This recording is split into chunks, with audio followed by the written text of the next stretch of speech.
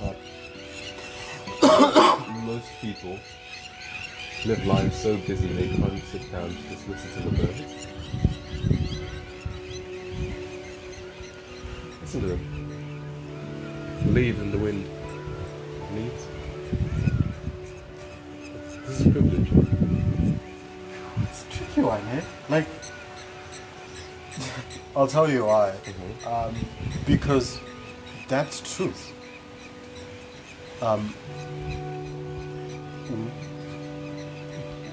Do you...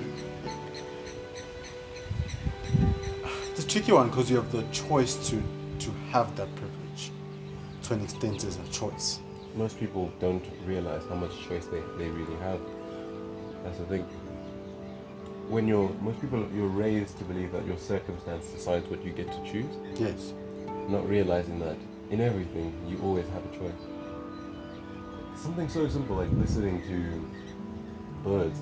I'll tell you, I've been trying to get him to do more things. Like, he enjoys reading. I tried saying to him, hey, there's a reading circle, I want you to come with me to here in Joburg. So it's like, basically it's what people do. Yeah. We all meet, we decide on a coffee shop we're going to. We go to the coffee shop, we talk for about 15 minutes. Then we sit quietly for 2 hours. Everyone just reading their own books, just doing their own things. And then after the 2 hours, everyone then chooses whether to talk about what they were reading or just socialize and just get to see what other people have been thinking about. And it's such a simple thing, right? But when you're a part of a collective like that, it gives so much perspective. Like, there's this one other circle. I do really random shit. But there's this circle where, you know Kruger National Park there? Yes. Where we went to Kruger National Park, like a camping weekend, and all we did the entire weekend was just like sit and listen to people talk, sit and listen to nature, sit and interact with nature. No one took pictures, no one used their phone, not because you weren't allowed to or anything, but you didn't need to, because it was more about being grounded in right now. Because the thing is, I think it's cool. Understand that the only thing you ever have in life is right now. Realistically, this is the only thing you have right now. Yes. Yeah, right now. Like, you have nothing else. You could have a heart attack in 5 minutes and die, right? Yet you planned on making $10,000 next month. Yes. And we're not saying don't strive for things in the future, but also just be aware of how just the present moment is, how valuable that is. Like in any situation, you have the freedom to choose how you react to it. True. Always. You don't have to conform. Like, when, let's say something is emotionally upsetting, you can experience the emotion but then also not make an irrational decision, because you have the choice to do that, right? In this situation, you have the choice to just sit out here and listen to music or whatever, or just experience the present moment, listen to the birds, look at the birds, look into the distance, feel the sun on your skin, which are weirdly experiences most people generally have never had. Yeah. Because we're so busy. What do you mean? We're busy. Like, so the next thing, like, to be honest, if you weren't here this morning, okay, I've probably been on my phone doing some shit. And then I would have probably been thinking about, okay, how am I going to get to where I need to get? And then, like, I would have already been thinking about the whole day, exactly how I would like it to go. And then tomorrow, and then think about possibly Monday being a very shitty day. See, like, all these plans for a future which isn't actually guaranteed. Yes.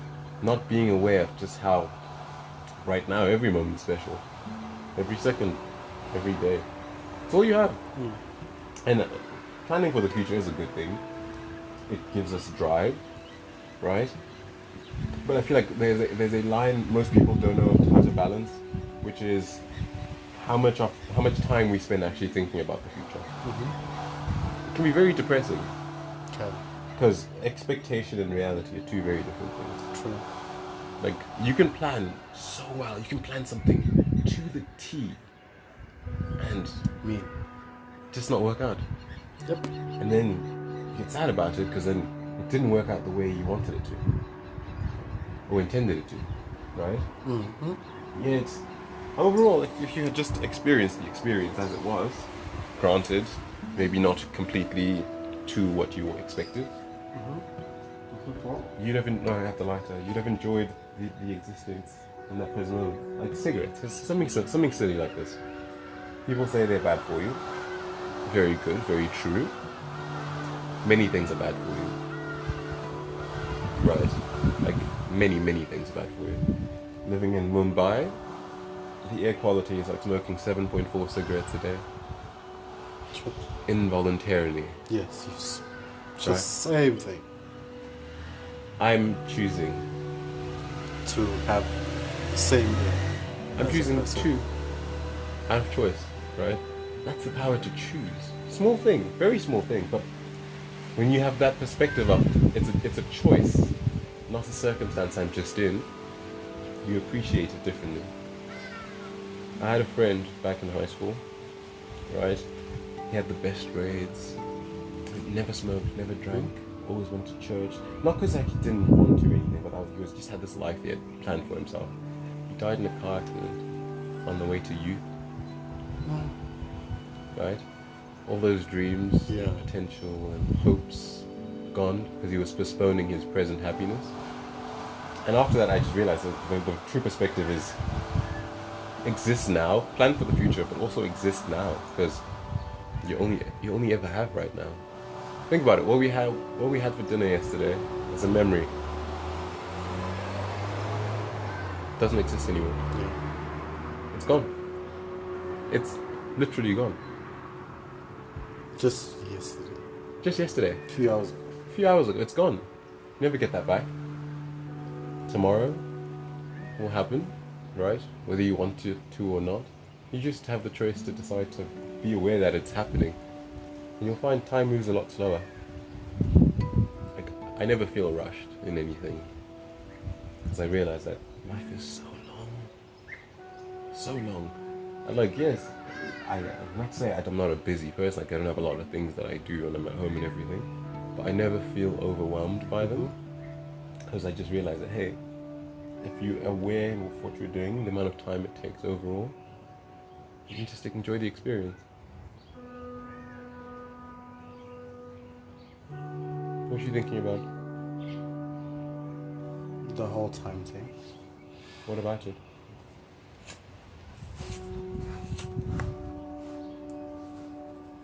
What about it? I'm always thinking about the future. Always. I listen, tell you, I can get so caught up in my head. Mhm. Like, I feel things very deeply. So if something bothers me, Mhm. I can't even, as much as in my head I can say, okay, it's fine. But truly, I don't let it go. Like, truly, it's still there. In my mind, somewhere, it's doing backflips and spinning around and stuff. So I'm just thinking about just the process of saying, okay, cool, I've got 100 more years.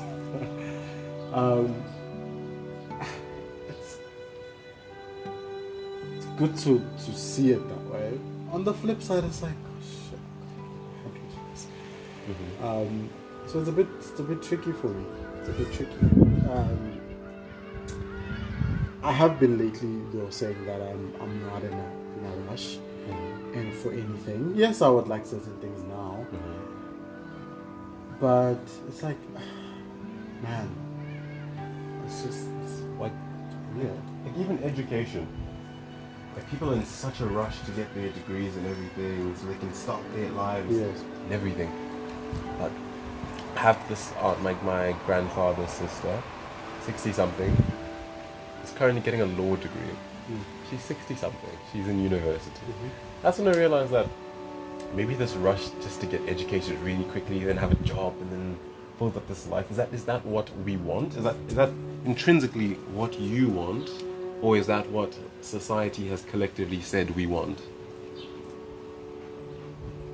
Like, have you been able to separate what society has as expectations for you and what you actually want? Sometimes. What do you mean sometimes?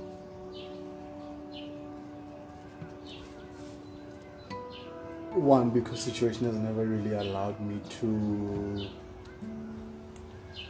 have the opportunity to go with what society considers the way to go. Like, of course, like I grew up in a pretty, like, above average family.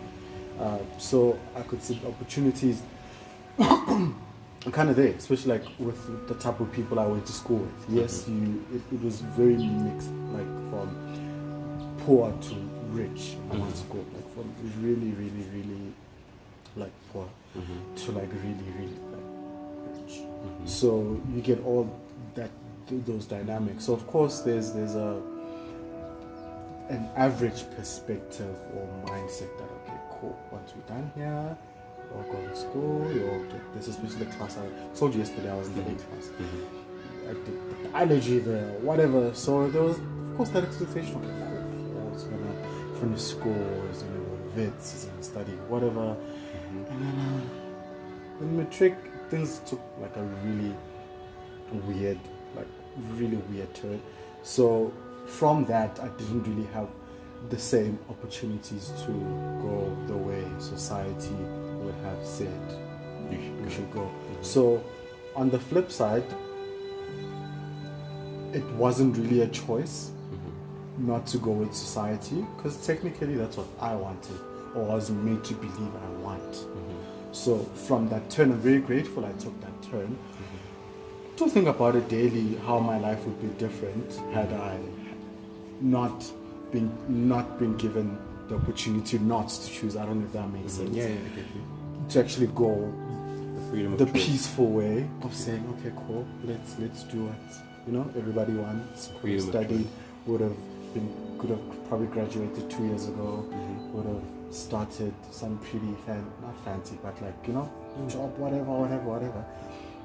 I'm just always thinking about how it could have turned out, because you think about it daily on the stuff that really suck, and it's just like, might have not had to deal with this. And of course there would have been other problems in the other side, but yeah, it's just the whole. So going back to thinking about what society wants, that has taught me, because I didn't have a choice in it, it has taught me that I actually do have a choice. If that kind of makes sense. Because I already steered away from society, and I was already not in the same line as how I expected to go. It made me aware that, okay, I actually can be pretty cool with not being in. Took some time, because at that point, because it wasn't really a conscious choice, it sucked. Because I thought this is what I wanted, and I was here, so it sucked. But eventually, when it works out, and then you look at how it's turning out for other people, I was like, actually, yeah, no, yeah, thanks. Actually, I'm okay with maybe how things turned out. So then you become a little more aware that society isn't right. Sometimes not even wrong necessarily. That's the one thing I've discovered lately, that sometimes it's neither right, it's neither wrong. It's just what it is. What you choose for you, let it be for you. It's valid, and that's what you want. It doesn't necessarily make it truth or religion. It's just what it is.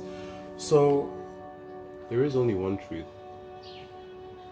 There is only one truth. You know what it is? what? Right now. This is the only thing that is ever truly true in your life. And nothing else. Nothing else is true. Because how do we define truth? How do you define truth? Technically, it doesn't exist. Right? The only truth we have is that you exist in this present moment. Right? Everything beyond that is subject to speculation. Because you all don't know. No one really knows. Beyond right now, realistically, no one really knows. This is the only thing you'll ever have. Right? So like if you're always caught up in the tomorrows or the struggles of yesterday, then you're never truly living in the truth. You're never really living in the truth. And I find, because I used to be very, what can I say, very off the world. As in, I used to care what people thought about me, what was right, needed to be socially acceptable and everything. But then you realize that those are other people's truths that you're satisfying. When are you taking taking time exactly to satisfy your truths? I realize that now it's very easy to say if I don't actually want to do something, just to say no. Crazy enough. Literally just a few days ago, I was thinking about that, and trust me, 99% of the time, when I choose to satisfy my truth, I lose people. It's crazy for me. Like it's really it goes way back. It goes really way back.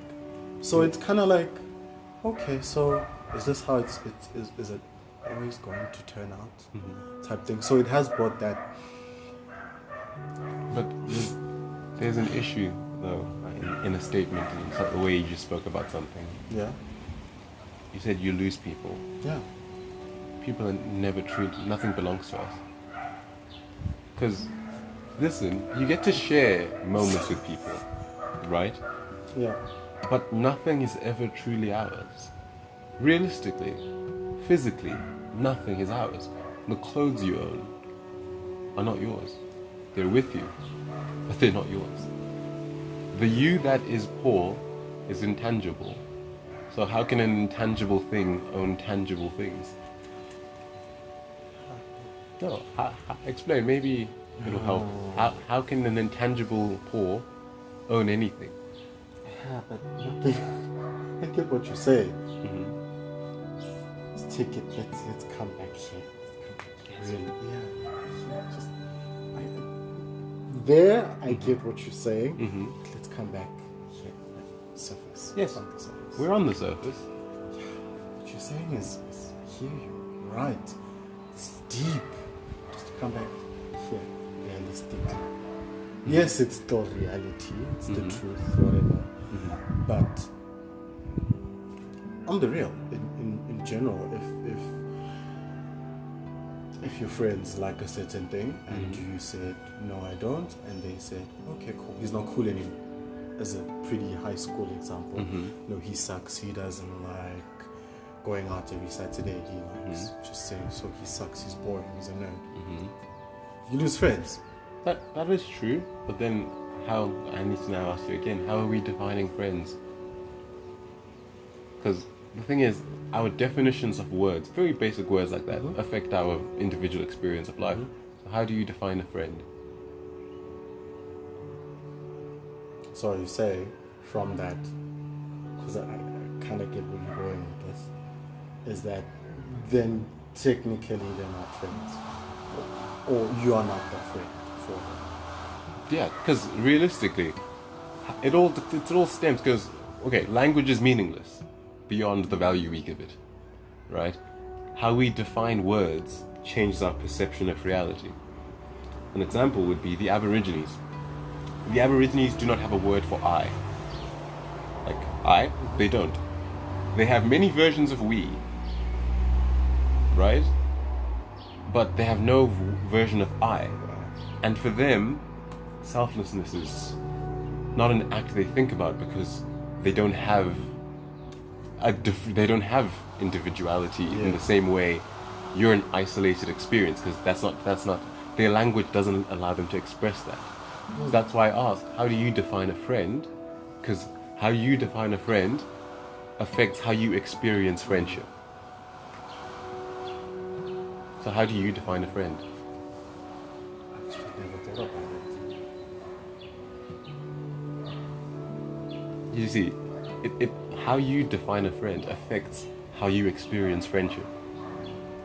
Do you define a friend as people to go out with and have a laugh? Right? If you define a friend as people you have a laugh with and go out with, when you don't have laughs with them and go out with them, they cease to be your friend, right? Because how you have defined it. Because language is meaningless beyond the value we give it. So how you define parts of reality affect how you experience it. I personally define friends very loosely as people willing to share and experience a moment with me, right? So if I'm defining it as that, once someone no longer chooses to be a part of any emotional experience with me, good or bad, then they have ceased to fall into my definition of what a friend is. Have you been in a relationship? Several. And how do you define that? And if you don't mind me asking, how was the relationships for you? Personally, I define a relationship as it's a commitment to sharing more experiences than you normally would, Okay. right? And any relationship, I remember me joking about it yesterday. Like for me, relationships when they end, it's because we're no longer sharing the same experiences anymore. Not we're not doing the same things, but we're no longer having collectively shared experiences. Thus, the relationship is no more, right? But as long as you're still having a commitment to sharing experiences, that's how I define a relationship. So is that the reason why relationships don't work, or your relationships not work necessarily, but let's say end, or the connection has ended because the sharing just wasn't there anymore?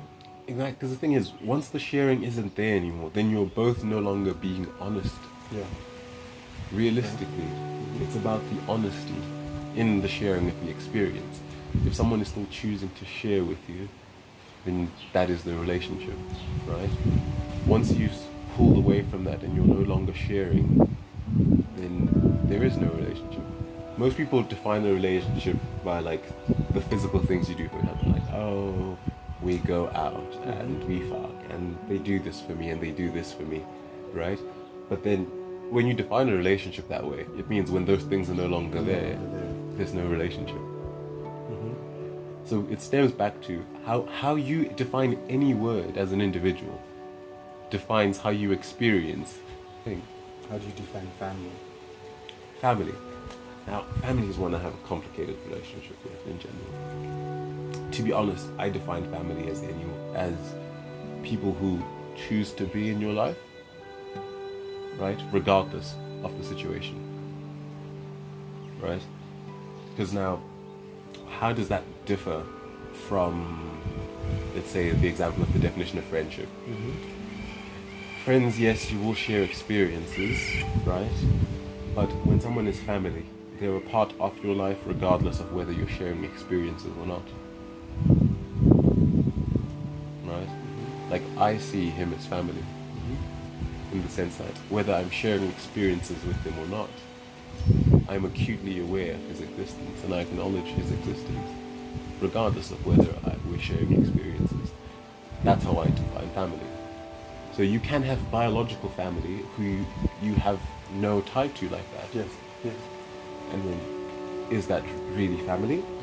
Because biology, I wouldn't say it plays a big part in actually defining what family is to you. I think it just gives you a one-up. It gives you people who to a certain extent you share some behavioral traits that make you biologically compatible to be around each other, right? That's really what family is. Cool. Interesting. Think about it. Like with your family, you all kind of get along because you have some form of behavioral trait that you share that allows you to connect regardless. Live together. Exactly. Something. It's sometimes Until somebody decides to fuck it up, then it's like, nope, this is weird for us. Get out of here. You get it, right? So it's like it's about something that common shared experience. So family, biological family, is just it's like a head start to my definition of family. But I wouldn't say it's a definite defining factor to what family, the experience of family is. You get it? You can It's have like a starter pack, okay. Exactly. Like the basics. There you go. Let's start off with this. And then from here you can upgrade to whatever you want. It's but like being we'll born start you off. It's It's like being born with a sim that's already recoded. Yes. Then you can choose. You can decide. Well, this plan isn't working for me. Right? Yeah. Cool. Okay. It's a starter pack. Like, a family is like your entryway into experiencing other Yes. people's perspective. Because an example is like your family members do things that sometimes you don't enjoy, but then you immediately don't discount them the same way you would discount a friend if they did the same thing. Yeah. Yeah. True. So that's why Oh, it sucks. you see. That's why I'm able to define a friend. Some people become family in the sense that things I would discount a friend for no it's longer like- apply. Yeah. So it's all about how you define words. And the thing is, most of us don't ever take the time to think about how we actually define things as individuals. Like beyond a dictionary definition of a word, how you define How do you relate to that Yeah. specific? like happiness. How do you define happiness? To be happy. What is to be happy? Yikes! You're asking me things like,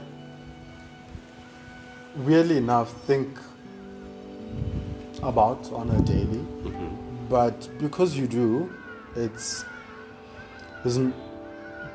no true, or rather, I haven't found a true like definition of it, because I think things change.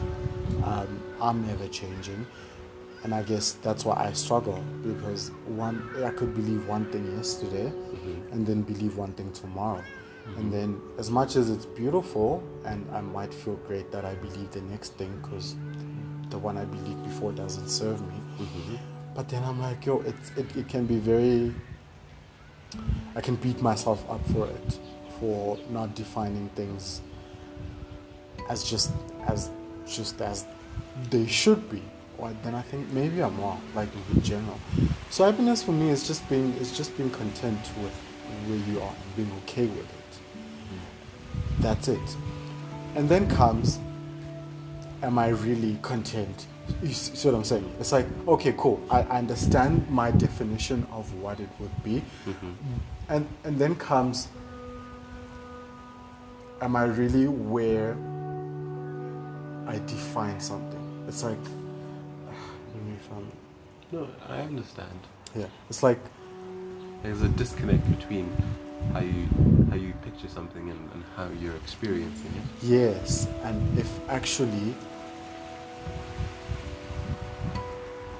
how I define things makes it even harder to experience them the same way I think I understand them. Because yes, I could right now be very happy because, like you said, on an average, pretty much it's not that bad. Yeah. You know what I mean? Like, yeah, there's inconveniences there and there, but if you think of someone who's having it way worse, then you think, shit, okay, I actually have it good. Never mind, like, not too bad. I have it great. Like, things are actually, good for me. like, shit, great. Job, you know, all these things, really. Like, Anesu, family, I'm healthy, you know, all these things, and you think, fuck, actually, like, fuck the fact that I can't drive to Spa anymore and I have to take a 20-minute walk. Like, you know what I'm saying? Exactly. Yeah, I'm thinking, fuck, my life sucks. Okay, there's, of course, much more problems than that, but I'm just speaking of the current one, making an example of, because it's that petty. But then you think, how I define it, does it make it some sort of challenge? Because then I'm thinking, am I even actually content? It's like, okay, cool, I've got these things, and according to what my definition is, then I should be content. And on the flip side, it's like, actually, Maybe I'm not. maybe I'm not. Like, how do I even know that I'm actually living even my own truth? So it's hard because I live in my head, so I'm always constantly challenging myself, and it can be good, but sometimes it's really, really, really exhausting. But for me, when I began to realize about maybe 4 years ago, is when I had this, like, it was like overnight after this experience I had. where I realized the disconnect between me and my thoughts. Mm-hmm. When I realized that I'm not my thoughts, there was just this moment when I realized everything changed for me. When I became acutely aware that the things I think and who I am are they have nothing in common. They're two separate beings. I wish I could make you watch this video. I recorded a thing the other day. Yeah? I wanted to upload a video on YouTube. Mm-hmm. I recorded it. I said almost the same thing. Because at the end, I kind of like this whole podcast thing. Yeah. Like I said earlier on, sometimes it took a while to realize that not everything I think or say is necessarily what I believe or who I am. Things are influenced. How I feel is influenced. So it doesn't mean that I think a certain way right now doesn't make it truth or religion. But that takes some time. And I think that's a beautiful realization. But then I guess it answers the question I was about to ask in terms of yesterday, then how do you know who you are?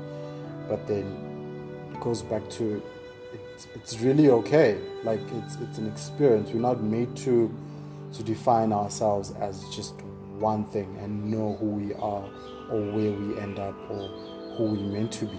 Yeah. Animals know who they are. It knows it needs to reproduce, it needs to fuck, so it can produce the next generation of itself.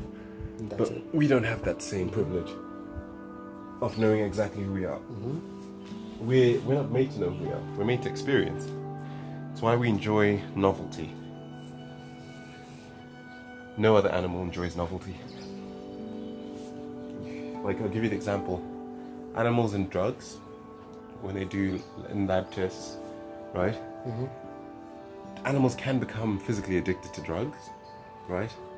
But they don't experience the same pleasure of novelty as human beings do.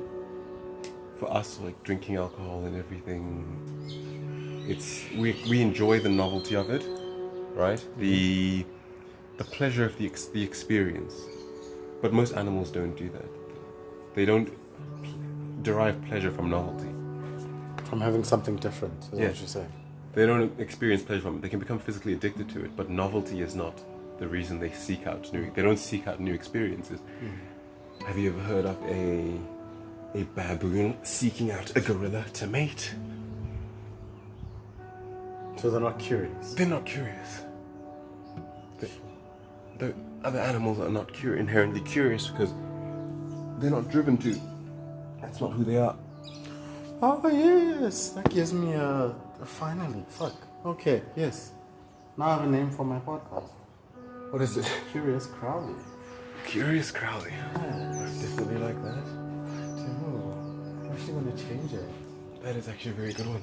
Yeah. But in general, that's basically it. It's for curiosity.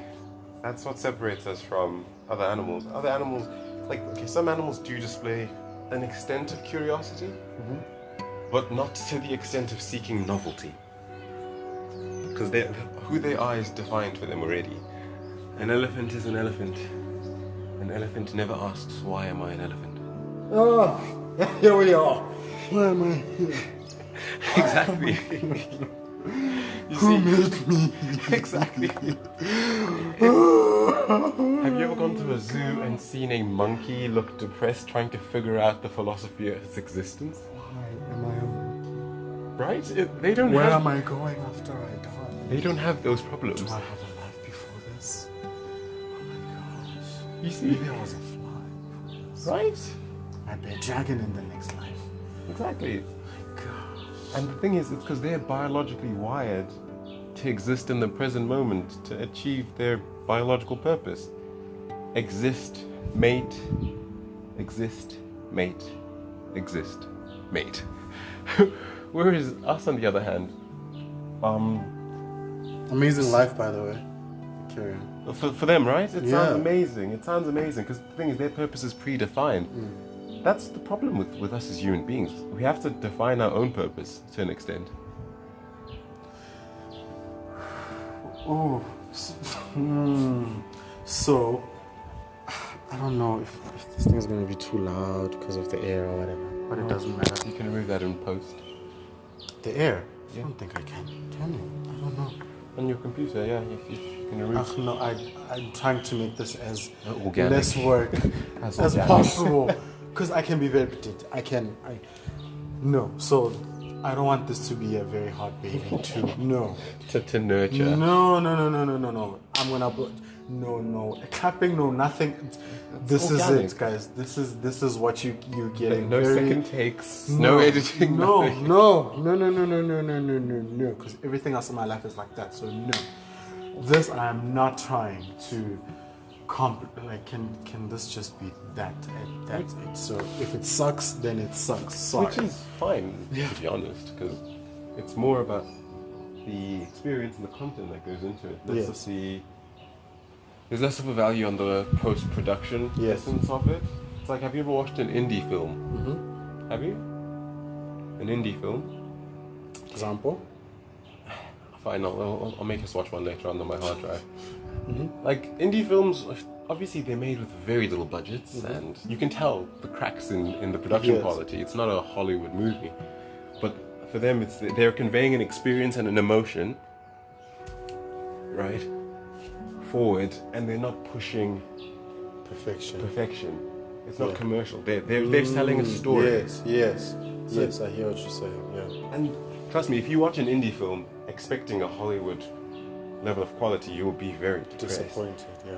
But they're not trying to reach a Hollywood level of quality. They're selling the emotional story of it into the experience. What were we talking about before this? I was answering something. Yes, something about monkeys. Yes. And shit. What was I? You were talking about monkeys having great lives. Having great lives, and then I was onto something. Oh, I was onto something. What was I onto? Don't search for your train of thought. Psychology has shown that it only pushes it further away. Really? Okay, cool. Let's move. It actually does push it further away. Because you're like, Exactly. It makes it more difficult to remember something. oh, shit. Whatever. Monkeys. Yes. Life is good. What's on your mind? You actually seem like you're lost in thought again. Actually, trying to find my track. Again? I know I shouldn't be, but like my mind is like, the more I'm trying not to think about not finding it, You don't try. I'm not to already, think, yes, you just that's what I'm don't saying. think. It's me trying not to is already thinking about not trying not to, and already I'm thinking about not trying not to because I'm already thinking about not trying not to. So not trying not to is making me think of. I have a simple solution for myself whenever I'm to do this. Yeah? I just start listening to my breath. It's such a simple thing, such a simple rhythm to follow along with. It helps. I use it to forget when I'm trying to. When I get too distracted, I just count breaths. By the time you get to the 10th, your head is so clear. It's like, why was I thinking so abstractly before? Everything just becomes clear again. I'm gonna end this one.